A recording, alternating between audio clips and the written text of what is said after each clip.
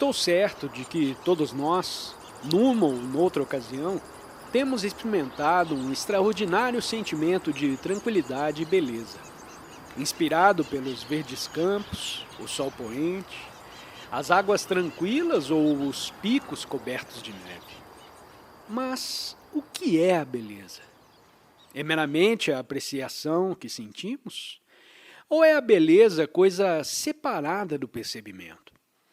Se tem bom gosto no vestir, se usa cores bem combinadas, se tem maneiras distintas, se fala com calma e se mantém ereto, tudo isso é fator de beleza, não?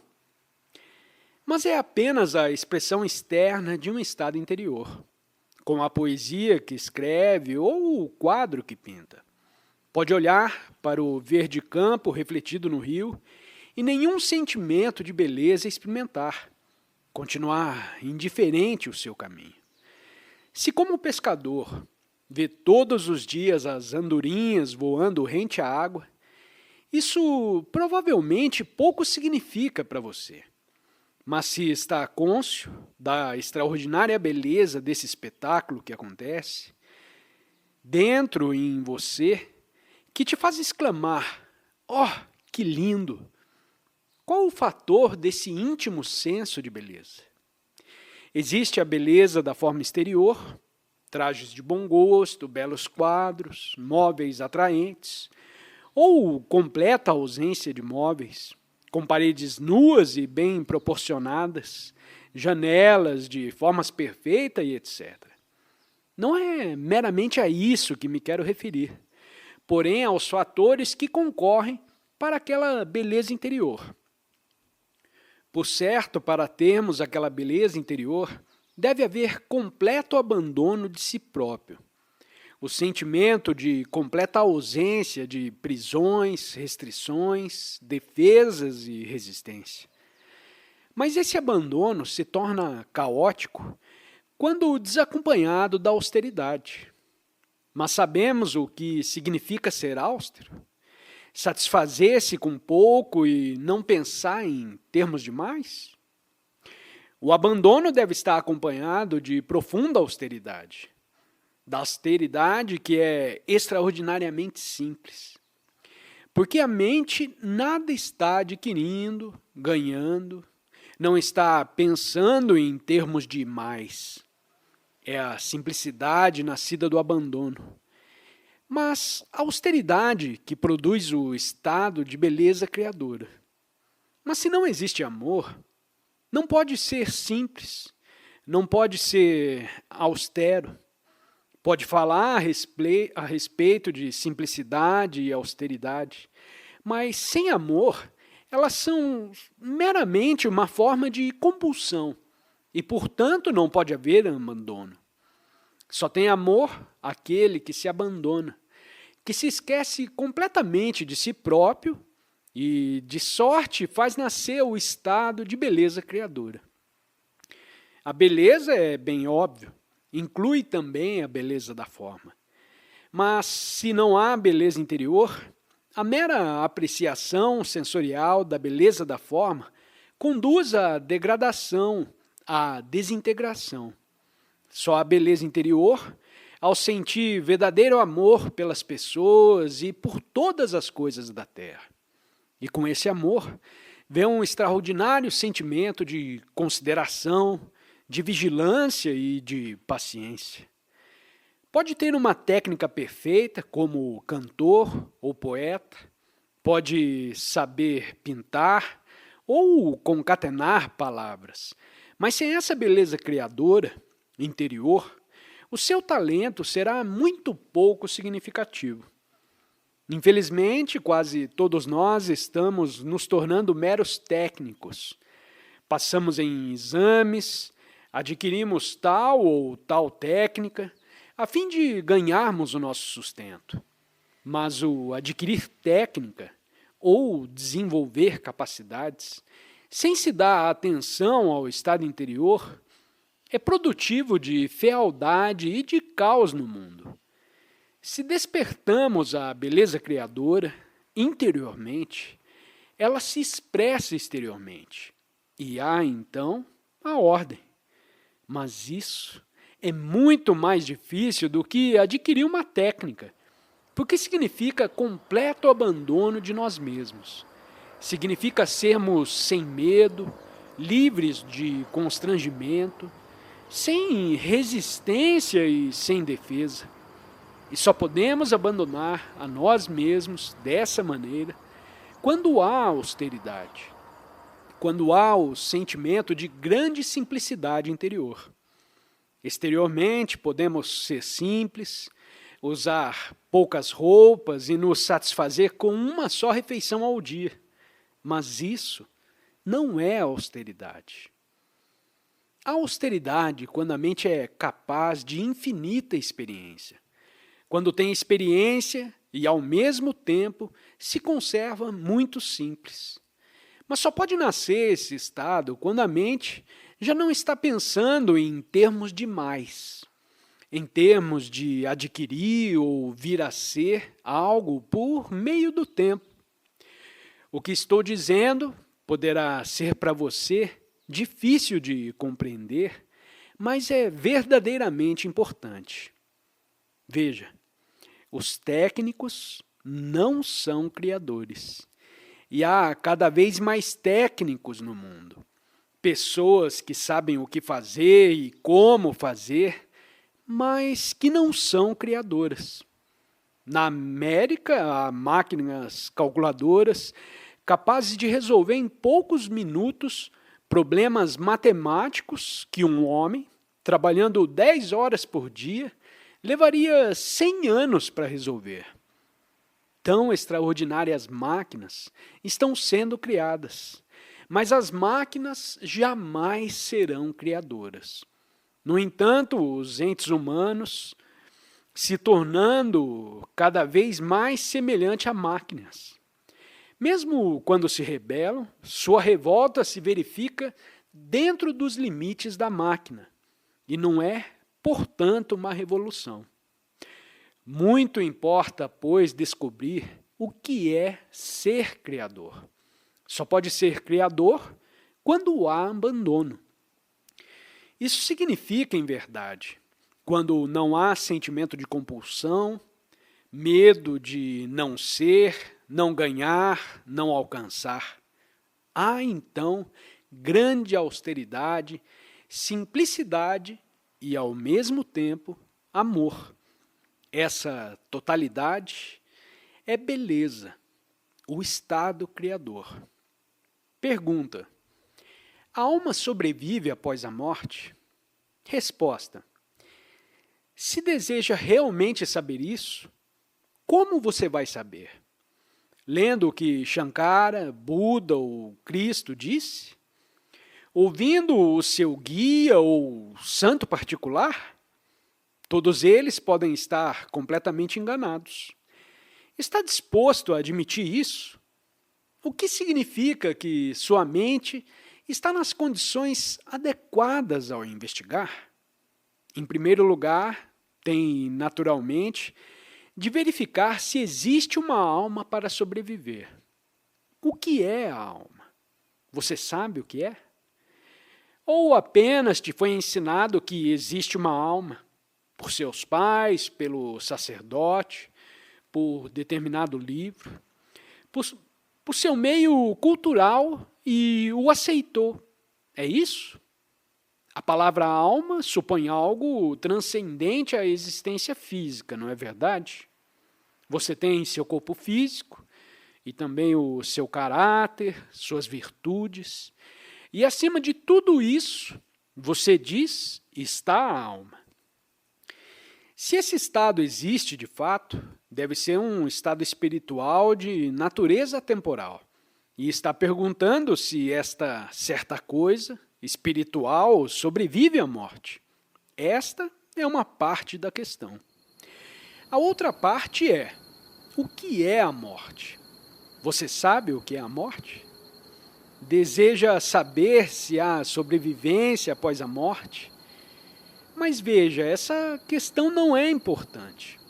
A questão importante é: você pode conhecer, enquanto está vivo, a morte? Que significação tem se alguém te diz que há ou que não há sobrevivência após a morte? Você continua sem saber nada, mas pode descobrir por você mesmo o que é a morte. Não depois de morto, mas enquanto está vivo, com saúde, vigoroso, enquanto pensa e sente. Isso também faz parte da educação. Ser uma pessoa educada não significa apenas ser proficiente em matemática, história ou geografia. É ter também capacidade para compreender essa coisa extraordinária que se chama a morte. Não quando se está morrendo fisicamente, mas enquanto se é vivo. Enquanto se pode rir, trepar numa árvore, velejar num barco e nadar. A morte é o desconhecido. E o que importa é tomar conhecimento do desconhecido enquanto está vivo. Pergunta: quando estamos doentes, por que se afligem tanto os nossos pais por nossa causa?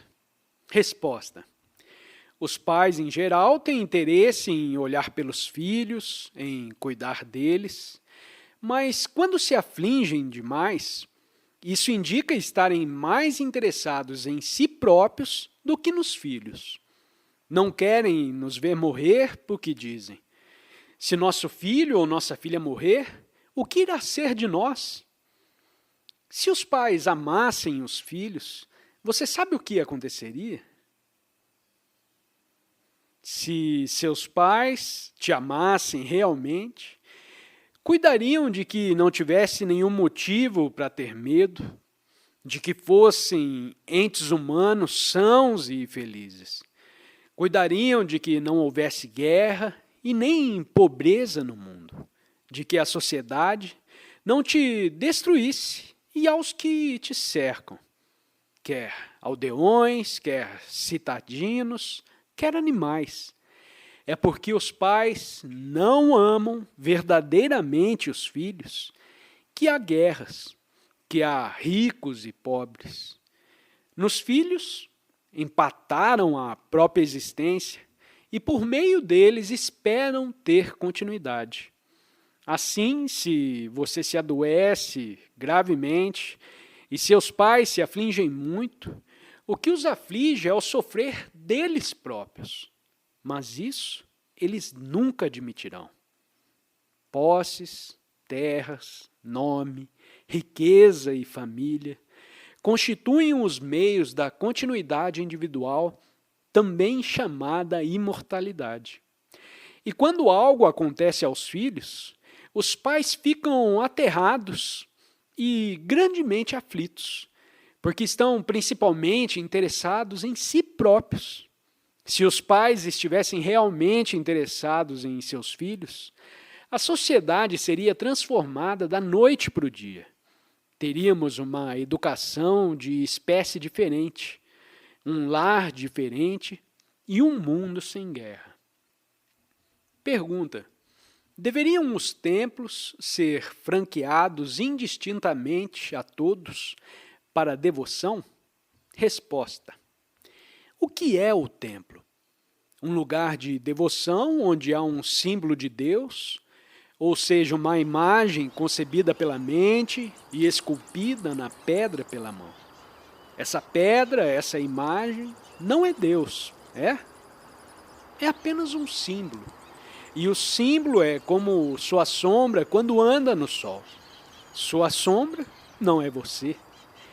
E essas imagens, esses símbolos existentes no templo, não são Deus, não são a verdade. Assim, o que importa saber quem pode entrar e quem não pode entrar no templo? Por que ter dor de cabeça com tal respeito? A verdade pode ser encontrada debaixo de uma folha morta, numa pedra à beira do caminho, nas águas que refletem os encantos de uma tarde, nas nuvens, no sorriso da mulher que carrega um fardo. No mundo inteiro se encontra a realidade, e não necessariamente no templo. E, em geral, lá não está ela. Porque o templo foi edificado pelo medo do homem, está alicerçado no seu desejo de segurança, nas suas divisões de credo e de casta. Esse mundo é de todos nós, entes humanos que temos que viver unidos, e o homem que quer achar Deus evita os templos, porque eles dividem a humanidade.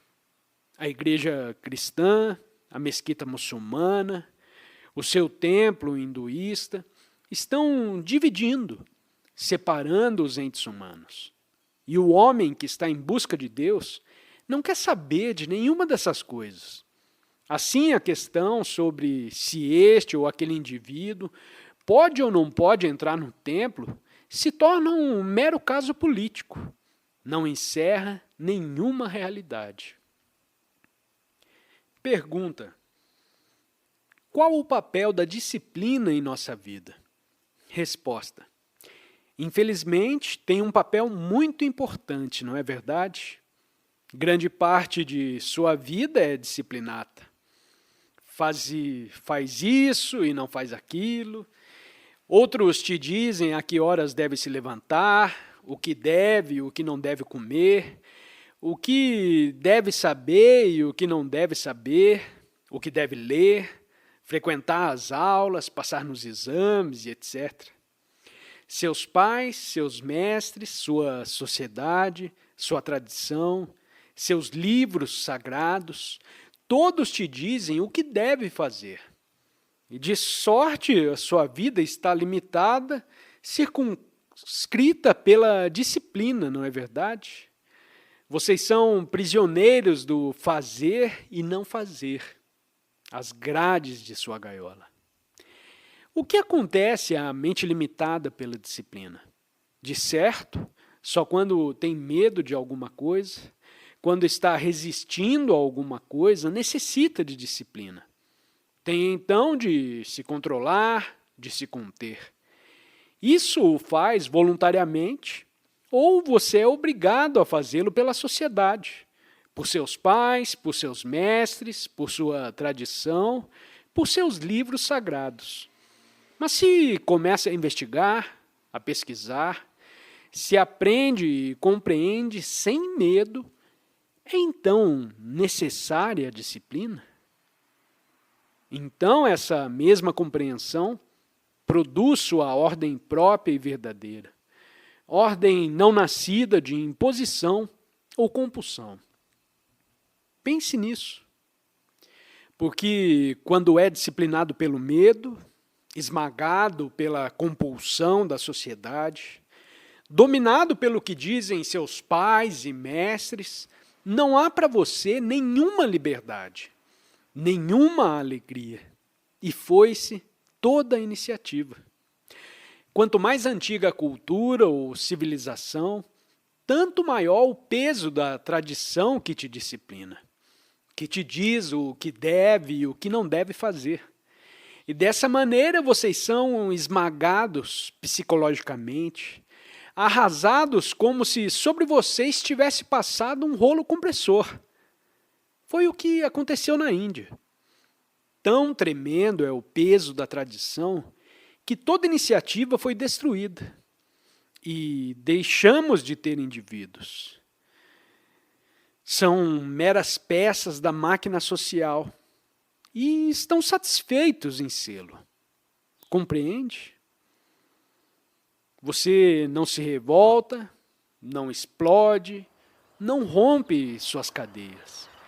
Seus pais não te querem rebelados. Seus mestres não te querem libertados. E por isso a educação visa fazer que vocês se ajustem ao padrão estabelecido. Não são assim entes humanos completos, porque o medo te corrói o coração. E enquanto há medo, não há alegria e não há criação. Pergunta: há pouco falando sobre os templos, você referiu ao símbolo de Deus como a uma mera sombra. Não se pode ver a sombra de um homem sem que haja um homem real para projetá-la. Resposta: a sombra te satisfaz? Se você tem fome, você fica satisfeito apenas olhando para a comida? Por que então ficar satisfeito com a sombra que se encontra no templo? Se deseja profundamente compreender o real, deve largar a sombra. Mas vê-se que está mesmerizado pela sombra, pelo símbolo, pela imagem de pedra. Veja o que sucedeu no mundo. Os entes humanos estão divididos porque adoram uma certa sombra, existente na mesquita, no templo, na igreja. Pode haver multiplicidade de sombras, mas só há uma realidade indivisível. Para se alcançar a realidade, não há caminho, nem cristão, nem muçulmano, nem hinduísta e nenhum outro. Pergunta: os exames poderão ser desnecessários para o jovem ou a jovem rica, cujo futuro está garantido, mas não são uma necessidade para os estudantes pobres, que precisam preparar-se para ganhar a vida? E essa necessidade não é muito urgente, principalmente se aceitamos a sociedade tal qual é? Resposta: aceitar sem reservas a sociedade tal qual é. Por que razão? Você que não pertence à classe pobre, que é mais ou menos abastado, por que não se revolta contra todo o sistema social? Isso está ao seu alcance. Assim, porque não faz uso de sua inteligência para descobrir o que é verdadeiro e criar uma nova sociedade. O pobre não irá se revoltar porque lhe falta a energia necessária ou tempo para pensar. Está inteiramente ocupado, precisa de comida, de trabalho. Mas você, que tem lazer, que dispõe de algum tempo livre para fazer uso da sua inteligência, por que você não se revolta? Você. Porque não trata de descobrir o que é uma sociedade justa, uma sociedade verdadeira e de edificar uma nova civilização? Se isso não for iniciado por você, certamente não será iniciado pelo pobre. Pergunta: estão os ricos dispostos, alguma vez, a renunciar a uma boa parte do que têm em benefício dos pobres? Resposta: não estamos falando sobre o que o rico deverá abandonar em favor dos pobres. Qualquer que seja a parte a que renuncie, não satisfará ao pobre. Mas não é este o problema. Vocês que são abastados e que, portanto, têm a possibilidade de cultivar a inteligência, não podem, mediante revolta, criar uma nova sociedade? Isso depende de vocês e de ninguém mais. Depende de cada um de nós, e não dos ricos ou dos pobres ou dos comunistas.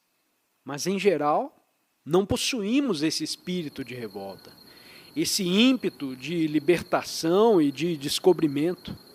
E esse espírito é que é importante.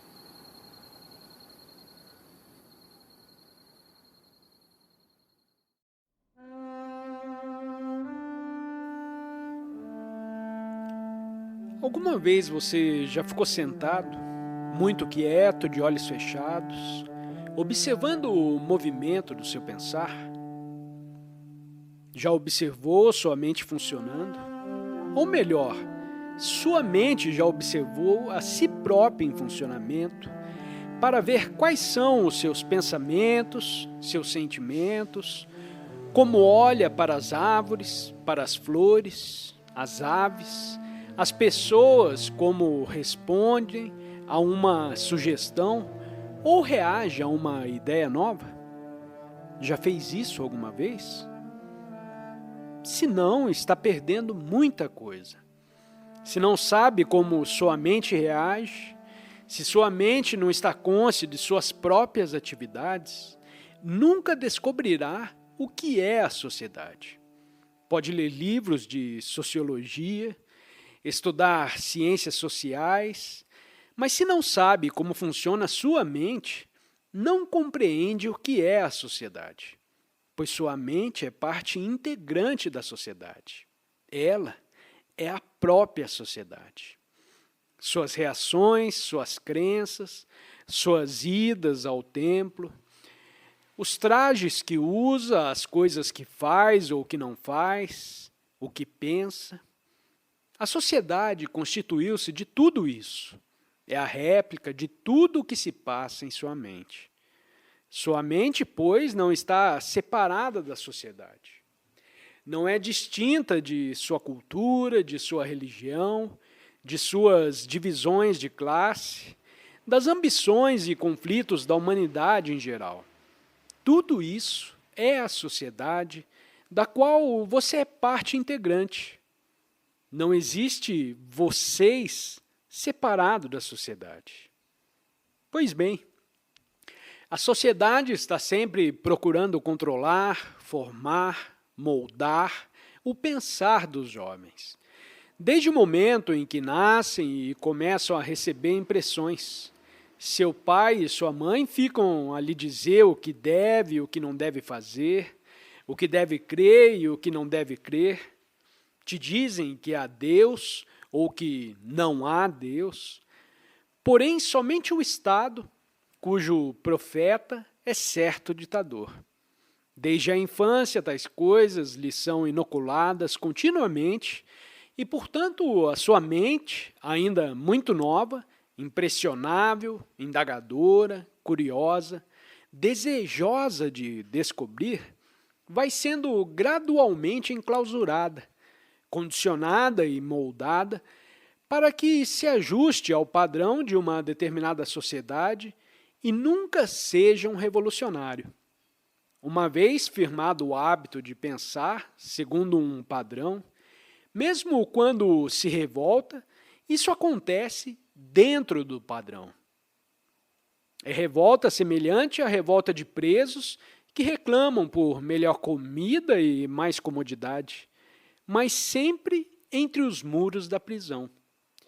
Quando busca Deus ou investiga o que é um governo justo, sempre o faz dentro do padrão da sociedade que preceitua que isso é verdadeiro e aquilo é falso, que isso é bom e aquele outro é mau, que esse é o guia verdadeiro e estes são os santos.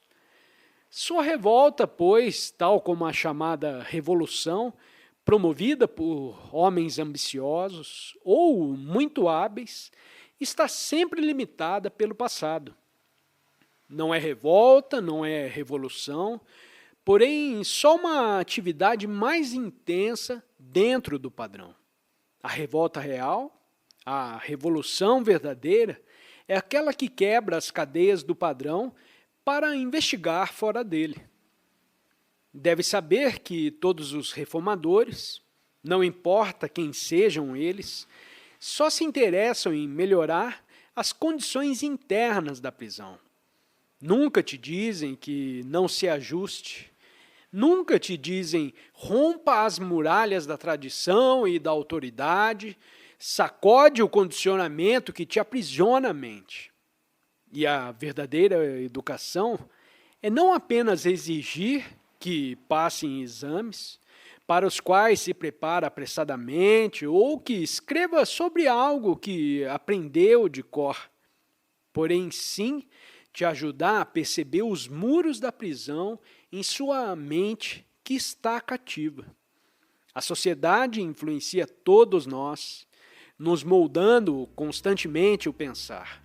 E essa pressão externa da sociedade se traduz gradualmente no seu estado interior. Mas, por mais profundamente que penetre, ela será sempre externa, e não haverá coisa que se possa chamar estado interior enquanto não for rompido esse condicionamento. Deve saber o que está pensando e se está pensando como hinduísta, como muçulmano ou como cristão. Isso é, conforme a religião a que por acaso pertence. Deve estar cônscio do que crê ou não crê. Tudo isso constitui o padrão da sociedade. E a não ser que esteja cônscio do padrão e dele se liberte, continuará prisioneiro, embora pense ser livre. Mas veja, o que interessa a quase todos nós é a revolta dentro da prisão. Queremos comida melhor, um pouco mais de luz, uma janela mais larga, para podermos ver um pedaço maior do céu. E muito nos importa saber se o outcast pode ou não pode entrar no templo. Desejamos eliminar determinada casta e no próprio ato de eliminá-la, criamos outra, uma casta superior. E assim continuamos prisioneiros e nunca há libertação da prisão. A liberdade está fora dos muros, fora do padrão da sociedade. Mas para ficar livre desse padrão, tem de compreender todo o seu conteúdo. Ou seja, compreender sua própria mente. Foi a mente que criou a atual civilização, essa cultura ou sociedade vinculada à tradição. E se não compreende sua própria mente e apenas se revolta como comunista, socialista e etc., isso pouco significa. Por essa razão, muito importa ter o autoconhecimento, estar consciente de todas as suas atividades, de seus pensamentos e sentimentos. Isso é educação, não é? Porque quando está plenamente consciente de você mesmo, sua mente se torna muito sensível e muito vigilante. Experimente isso, não num certo dia longínquo do futuro, porém amanhã ou agora mesmo.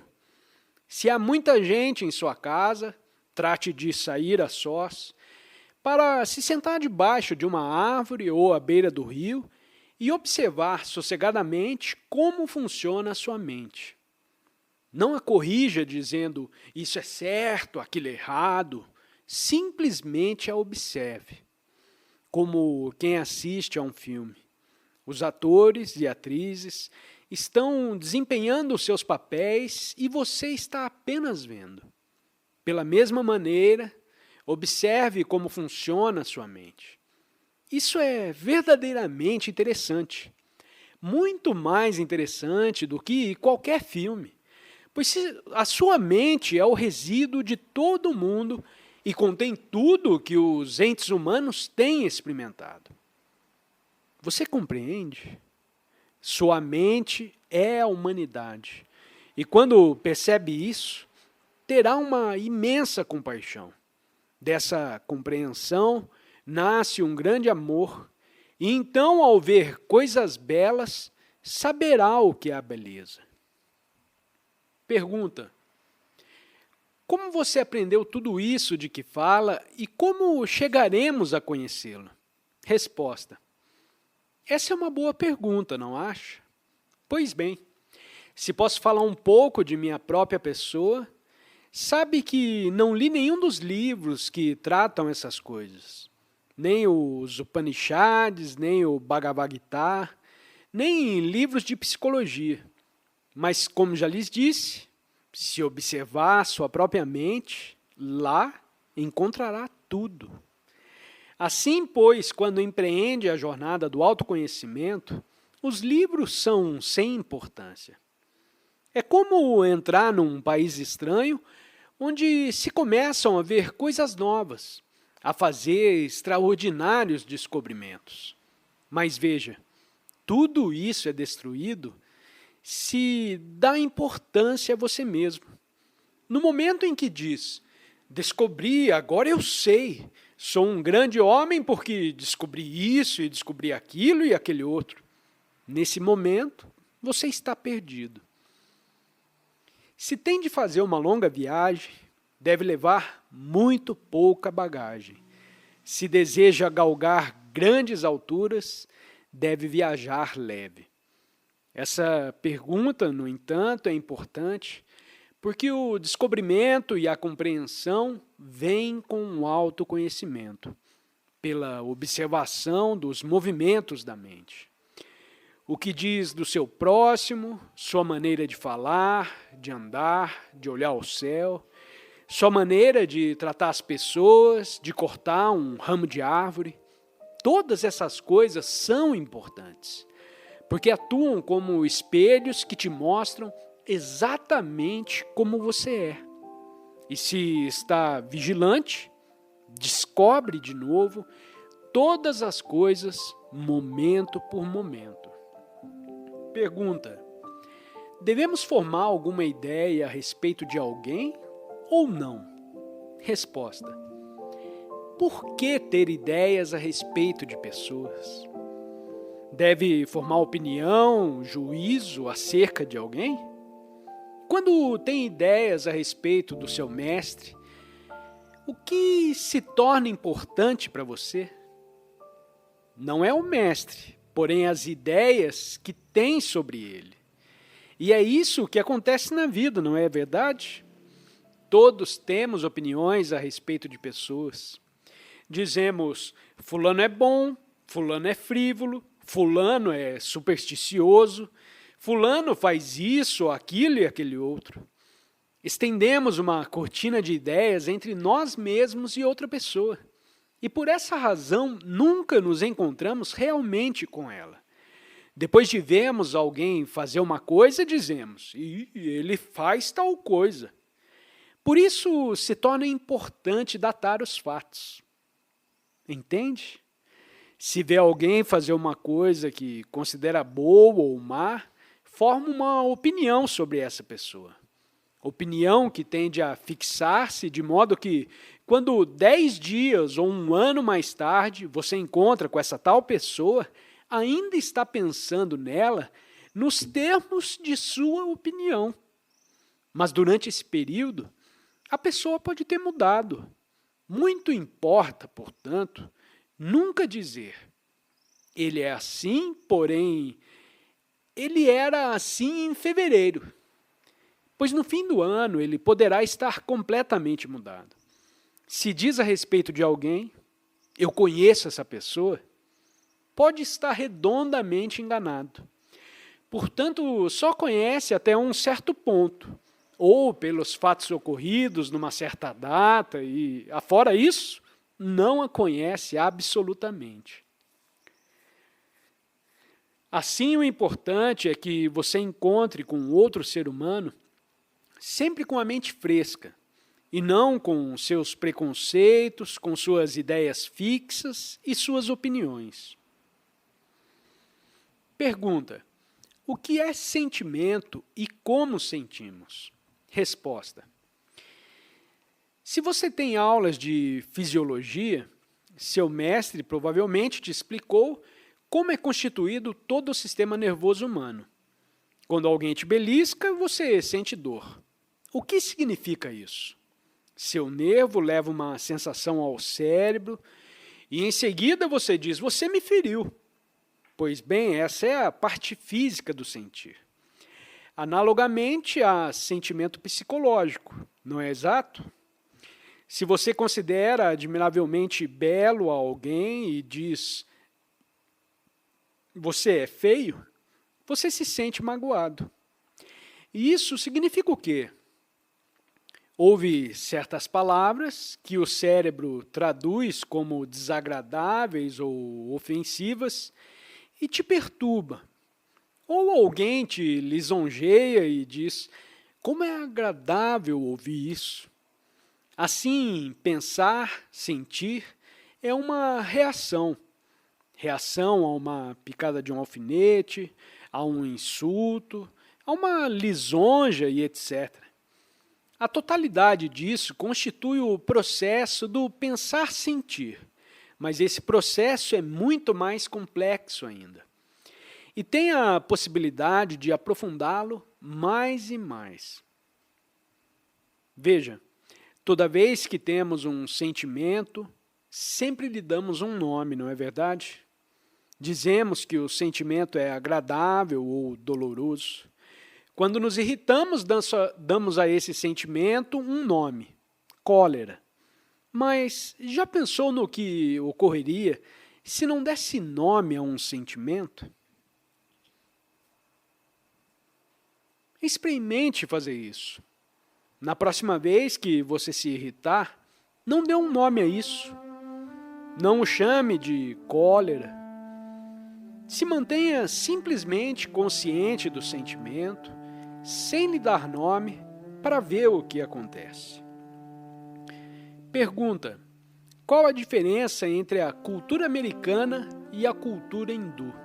Resposta: ao falarmos de cultura americana, temos em mente, em geral, a cultura europeia transplantada na América. Cultura que, com o tempo, se modificou e ampliou no encontro com novas fronteiras físicas e mentais. E o que é a cultura hindu? Qual a cultura que vocês têm aqui? O que você entende pela palavra cultura? Se já praticou jardinagem, sabe como se cultiva e prepara a terra. Cava-se o solo, remove-se as pedras, e necessário lhe acrescenta algum composto, uma mistura de folhas, capim, estrume e outras matérias orgânicas decompostas para fertilizar o solo. E então se planta. O solo fértil dá nutrição à planta e esta gradualmente produz aquela coisa maravilhosa e encantadora que se chama uma rosa. Pois bem, a cultura hindu é semelhante. Milhões de pessoas a produziram com suas lutas, sua vontade pelo desejar isto e resistir àquilo, pelo constante pensar, sofrer, temer, evitar, fruir. Também o clima, as roupas, o alimento tiveram sua influência. Temos, pois, aqui um solo extraordinário, a mente.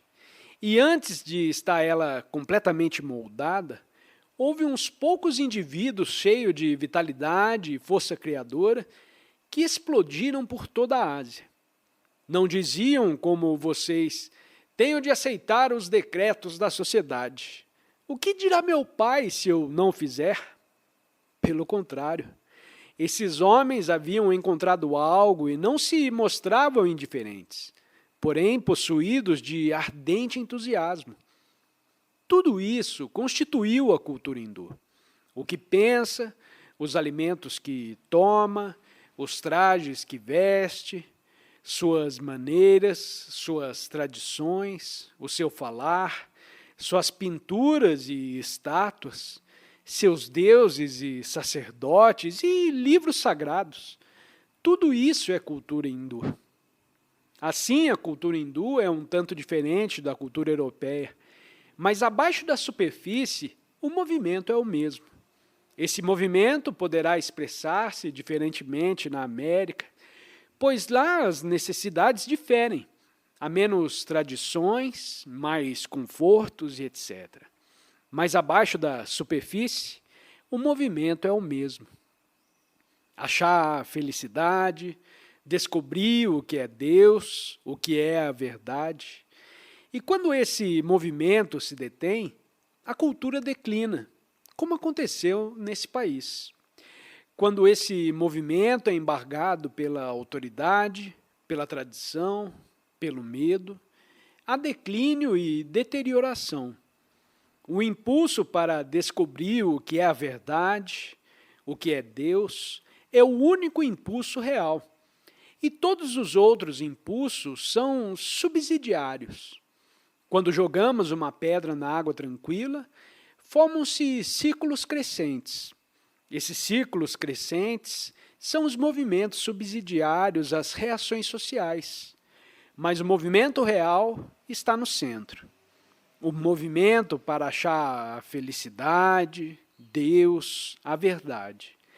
E nada disso achará enquanto estiver embargado pelo medo. No momento em que surge a ameaça e o medo, declina a cultura. Eis porque tanto importa que, enquanto está jovem, não se deixe condicionar, não se deixe tolher pelo medo a seus pais, a sociedade, de modo em que você haja aquele movimento atemporal para o descobrimento da verdade. Os homens que investigam o que é a verdade, o que é Deus, só esses homens podem criar uma nova civilização, uma nova cultura, e não aqueles que se submetem ou se revoltam apenas dentro da prisão do velho condicionamento. Pode pôr as vestes de um asceta, ingressar nessa ou naquela sociedade, abandonar uma religião por outra, tentar de várias maneiras ser livre, mas se não houver dentro, em você, aquele movimento para descobrir o que é real, o que é a verdade, seus esforços serão sem significado. Pode ser muito ilustrado e fazer as coisas que a sociedade chama boas, mas tudo isso está dentro da prisão da tradição e, portanto, não tem nenhum valor revolucionário. Pergunta: o que pensa dos hindus? Resposta: essa é realmente uma pergunta inocente, não acha? Ver os fatos sem dar opinião é uma coisa, mas ter opinião a respeito dos fatos é coisa muito diferente. Uma coisa é ver simplesmente o fato. Todo um povo dominado pela superstição e o medo, e uma coisa diferente é ver esse fato e condená-lo. As opiniões não são importantes, porque eu posso ter uma opinião, você pode ter outra e uma terceira pessoa mais outra. Interessar-se em opiniões é uma maneira estúpida de pensar. O importante é ver os fatos como são, sem formar opinião, sem julgar, sem comparar. Sentir a beleza sem opinião é a única percepção real da beleza. Analogamente, se puder ver o povo da Índia exatamente como é, vê-lo claramente, sem opiniões fixas, sem julgá-lo, então o que ver será o real. Os hindus têm certas maneiras, certos costumes peculiares, mas fundamentalmente são como qualquer outro povo. Têm tédio, são cruéis, são medrosos, revoltam-se dentro dos muros da prisão da sociedade, exatamente como acontece em todos os demais lugares. Como os americanos, também querem conforto, só que presentemente não têm no mesmo grau. Possuem uma pesada tradição de renúncia ao mundo e de esforço para ser virtuoso, mas têm também ambições profundamente arraigadas, hipocrisia, avidez, inveja, e estão fragmentados pelas castas, como estão os entes humanos em toda a parte, só que aqui de maneira muito mais brutal. Pode-se observar mais claramente aqui na Índia o fenômeno que está ocorrendo no mundo. Queremos ser amados, mas não sabemos o que é amor. Somos infelizes, sequiosos de algo real, e recorremos aos livros, aos Upanishads, ao Gita ou à Bíblia, e vivemos perdidos num matagal de palavras e de especulações.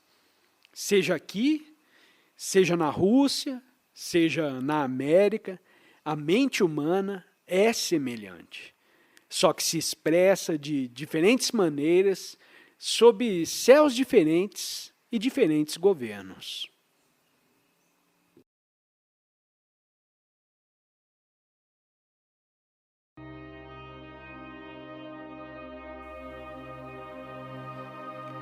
Estivemos examinando a questão da revolta dentro da prisão e vimos que todos os reformadores idealistas e outros que se mostram incessantemente ativos, a fim de alcançarem certos resultados, só se revoltam dentro dos muros de seu próprio condicionamento, de sua própria estrutura social, dentro do padrão cultural de civilização, o qual exprime a vontade coletiva.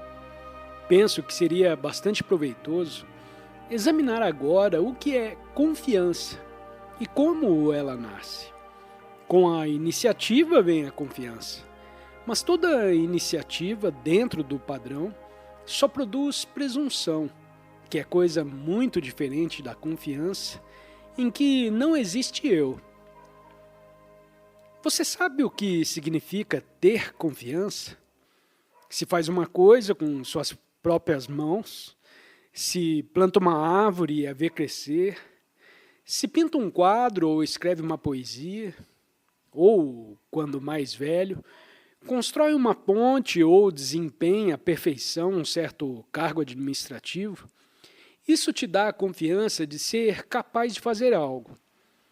Mas veja, a confiança, como atualmente a conhecemos, está sempre dentro da prisão que a sociedade construiu ao redor de nós.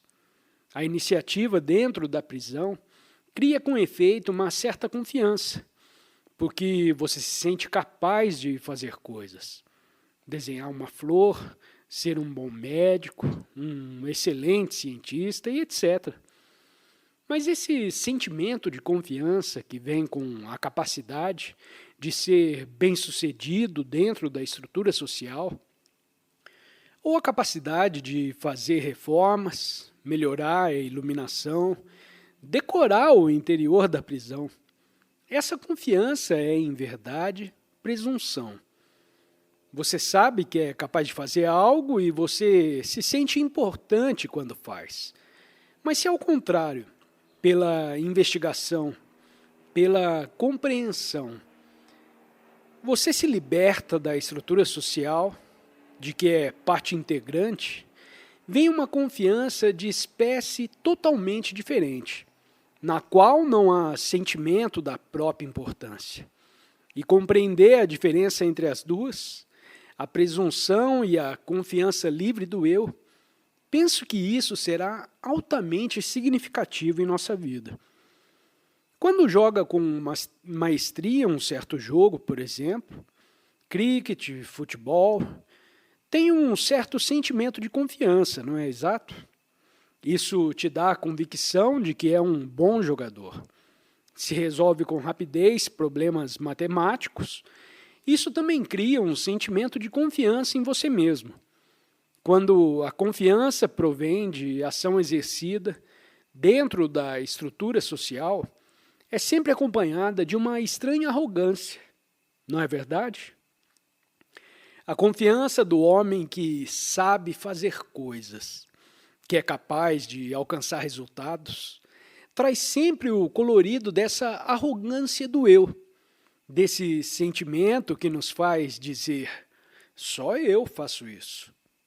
Assim, no próprio ato de conquistar um resultado, de promover uma reforma social no interior da prisão, há essa arrogância do eu, o sentimento de que eu tive êxito, meu ideal é importante, meu grupo venceu.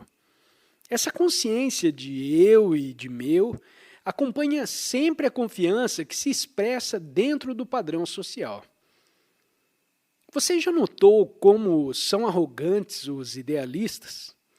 Os líderes políticos que logram certos resultados, que realizam grandes reformas? Já não notou como são presunçosos, cheios de vento com seus ideais e suas realizações? Em sua própria estimativa, são muito importantes.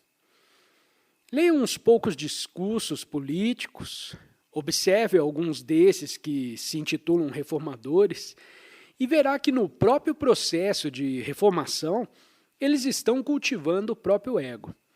Suas reformas, por mais simples que sejam, estão sempre dentro da prisão e, portanto, são destrutivas e causam, finalmente, mais aflição e mais conflito ao homem. Agora, se puder penetrar essa estrutura social, o padrão cultural da vontade coletiva, que chamamos civilização, Se puder compreendê-la totalmente e dela se libertar, rompendo os muros da prisão de sua particular sociedade, verá então surgir uma confiança não contaminada do sentimento de arrogância. Essa é a confiança da inocência. É como a confiança de uma criança, tão completamente inocente que está pronta a experimentar qualquer coisa. Tal confiança é que dará nascimento a uma nova civilização. Mas essa inocente confiança não poderá nascer enquanto permanecer dentro do padrão social. Peço que me escutem com toda atenção. Esse orador não tem a mínima importância, mas para vocês é da máxima importância compreender a verdade do que se está dizendo. Afinal de contas, isso é educação, não acha? A função da educação não é te preparar para você se ajustar ao padrão social. Pelo contrário, sua função é te ajudar a compreender completa, profunda e plenamente o padrão social a fim de poder se libertar dele e ser um indivíduo sem aquela arrogância do ego. Tendo então essa confiança, porque é verdadeiramente inocente. Não é uma verdadeira tragédia estarmos todos nós interessados apenas em como nos ajustarmos à sociedade ou em como a reformarmos? Não nota que a maioria das perguntas que você fez reflete essa atitude? Está dizendo efetivamente: como posso me ajustar à sociedade? Que dirá meu pai e minha mãe e que me acontecerá se eu não fizer? Uma tal atitude destrói toda a confiança, toda a iniciativa que porventura você tiver. Assim, sai da escola e do colégio transformado numa espécie de autômato, altamente eficiente, talvez, mas sem a chama criadora. Por isso é que tanto importa compreender a sociedade, o ambiente em que se vive, e nesse próprio processo de compreensão, romper as suas muralhas. Como deve saber, esse é um problema existente no mundo inteiro. O homem está em busca de uma nova resposta ao desafio da vida, de um novo acesso à vida, porque as velhas normas estão decaindo tanto na Europa como na Rússia e aqui. A vida é desafio contínuo, e tentar meramente promover uma melhor ordem econômica não constitui uma resposta total a esse desafio, que é sempre novo. E quando culturas, povos, civilizações se tornam incapazes de responder totalmente ao desafio do novo, são destruídos.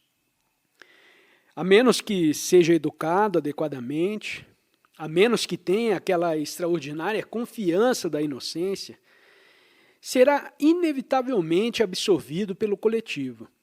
E você se perderá no meio da geral mediocridade. Acrescentará algumas letras ao seu nome, será casado, terá filho e estará liquidado. Como sabem, maioria tememos. Seus pais têm medo, seus educadores também têm medo, os governos e as religiões temem que vocês se tornem um indivíduo total, porque todos querem que permaneça, para a segurança deles, na prisão das influências ambientais e culturais. Mas só os indivíduos capazes de libertar-se do padrão social pela compreensão dele e que, portanto, não estão atolhidos pelo condicionamento de sua própria mente, só esses poderão criar uma nova civilização. E não os que apenas cuidam de ajustar-se ou de resistir a um dado padrão por terem sido moldados por outros. A busca de Deus ou da verdade não se efetua dentro do padrão, porém antes, compreendendo a prisão e rompendo os seus muros. E esse próprio movimento para a liberdade cria uma nova cultura, um mundo diferente. Pergunta: por favor, senhor, nos diga por que necessitamos de companhia. Resposta: uma menina pergunta por que necessitamos de companhia. Por que necessita uma pessoa de companhia? Pode-se viver sozinho nesse mundo, sem marido ou mulher, sem filhos e sem amigos? A maioria das pessoas não pode viver só e, portanto, necessita de companheiros. Demanda excepcional inteligência o estar só. E vocês devem estar só para achar Deus, para encontrar a verdade. É bom ter um companheiro, um marido, uma esposa e também ter filhos. Mas veja, nos deixamos absorver por isso, pela família, o emprego, a estúpida e monótona rotina de uma existência em declínio. Nos acostumamos com essa condição e então se torna horrível, temível, a ideia de viver só. Em geral, depositamos nossa fé numa dada coisa. Colocamos todos os ovos num só cesto. Em nossa vida, nenhuma riqueza tem se nos vemos separados de nossos companheiros, de nossas famílias, de nossos empregos. Mas se há riqueza na vida de uma pessoa, não riqueza de dinheiro ou de saber, que qualquer um pode adquirir, mas aquela riqueza que é o movimento da realidade sem começo nem fim, então a questão de ter companheiro se torna secundária. Mas vocês não são educados para estar sós. Já saiu alguma vez a passeio sozinho? É muito importante sair a sós, sentar-se debaixo de uma árvore, não com um livro ou um companheiro, e observar a queda de uma folha, ouvir o murmúrio da água, o canto do pescador, observar o voo de uma ave e o de seus próprios pensamentos, que te atravessam o espaço da mente em rápida sucessão. Se for capaz de estar só, a observar as coisas, descobrirá maravilhosas riquezas que nenhum governo poderá tributar, nenhuma ação humana corromper e que jamais serão destruídas. Pergunta: é por paixão que faz conferências? Não se cansa de falar? Por que você faz isso? Resposta: folgo de ter feito essa pergunta. Ora, se ama uma pessoa, nunca se cansa dela. Isso é, se ama sem estar buscando nenhum resultado, sem estar desejando algo. Quando ama uma pessoa, não há auto-preenchimento e, portanto, nunca há desapontamento, nunca há fim. Por que estou fazendo isso? Isso é o mesmo que perguntar por que a roseira dá rosas, por que o jasmim dá perfume ou por que a ave voa. Veja, eu já experimentei não falar, para ver o que acontece se não falo. Isso também dá certo, entende? Se fala porque com isso ganha mais alguma coisa, dinheiro, recompensa, sentimento da própria importância, então há cansaço. O seu falar é então destrutivo e nada significa, porque é só autopreenchimento. Mas se há amor em seu coração, e seu coração não está repleto das coisas da mente, ele é então como uma fonte, uma nascente de onde brota eternamente água fresca. Pergunta: quando ama alguém e essa pessoa se irrita, por que é tão intensa sua cólera? Resposta: em primeiro lugar, você ama alguém? Você sabe o que é amar? É dar completamente sua mente, seu coração, todo o seu ser, sem pedir retribuição, sem estender a mão para pedir amor. Compreende? Quando existe essa espécie de amor, pode haver cólera? E por que nos encolerizamos ao amarmos alguém, com isso que ordinariamente chamamos amor? É porque não estamos obtendo o que esperamos dessa pessoa, não é? Amo minha esposa ou meu marido, meu filho ou filha, mas no momento em que fazem algo errado, eu me encolerizo. Por quê? Porque se zanga o pai com o filho ou a filha? Porque quer que o filho seja ou faça alguma coisa que se ajuste a um certo padrão e o filho se insurge. Os pais procuram preencher-se, imortalizar-se em seus bens materiais, em seus filhos, e quando o filho faz algo que desaprovam, irritam-se violentamente. Tem um ideal de que o filho deve ser, e com esse ideal estão preenchendo a si próprios. Por isso se zangam quando o filho não se adapta ao padrão que representa o próprio preenchimento deles. Já notou o quanto você se zanga às vezes com um dos seus amigos? É o mesmo processo que se está verificando. Está esperando alguma coisa dele e quando essa expectativa não se preenche, você se sente desapontado. E isso, com efeito, significa que interiormente, psicologicamente, está dependendo dessa pessoa. Assim, sempre que há dependência psicológica, tende a haver frustração.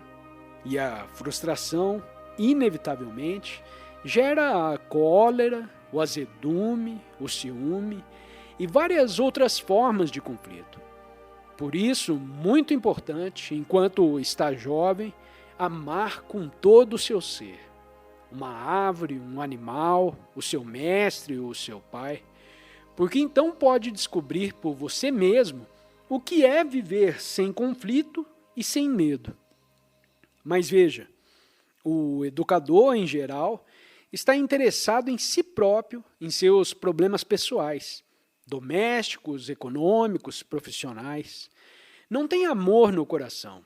E esse é um dos problemas da educação.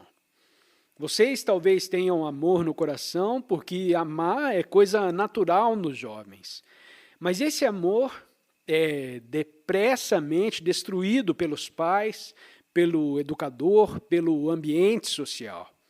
Conservar essa inocência, esse amor que é o perfume da vida, é dificílimo e requer muita inteligência e, claro, discernimento.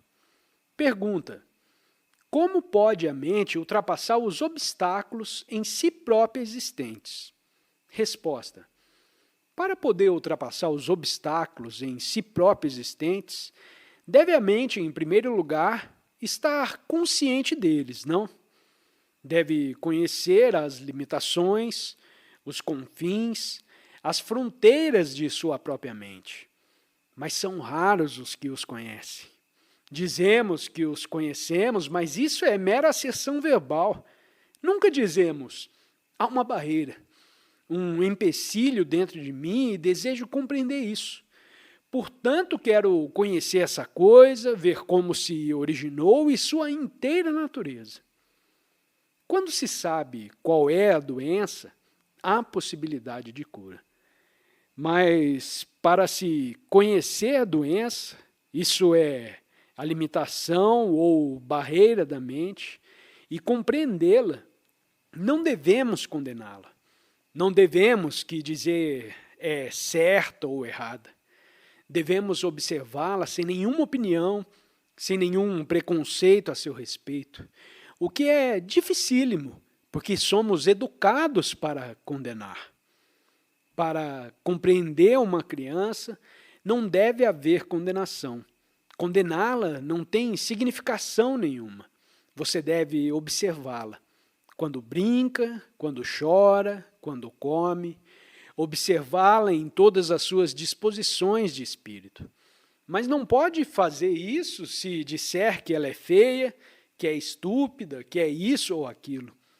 Analogamente, se podemos observar os obstáculos existentes na mente, não só os obstáculos superficiais, mas também os mais profundos do inconsciente, observá-los sem condenação, pode então a mente ultrapassá-los. E esse próprio ultrapassamento é um movimento para a verdade. Pergunta: por que Deus criou tantos homens e mulheres no mundo? Resposta: por que você supõe que Deus nos criou? Há uma explicação muito simples, um instinto biológico. Instinto, desejo, paixão, lascívia, tudo isso faz parte da vida. Mas se você diz a vida é Deus, então o caso muda de figura. Deus é então todas as coisas, inclusive paixão, concupiscência, inveja, medo. Todos esses fatores concorreram para produzir no mundo um número excessivo de homens e mulheres. E por isso existe o problema do superpovoamento, um dos flagelos desse país. Mas esse problema não se resolve tão facilmente. Há vários impulsos e compulsões hereditárias. E se não compreende todo esse complexo sistema, e se cuida meramente de controlar a natalidade, isso não tem muita significação. Pusemos esse mundo em desordem, cada um de nós, porque não sabemos o que é viver. Viver não é essa coisa insípida, medíocre, disciplinada que chamamos nossa existência. Viver é coisa completamente diferente. O viver é transbordante de riqueza, é eterna transformação. E enquanto não compreendermos esse movimento eterno, nossa vida será, de certo, muito pouco significativa.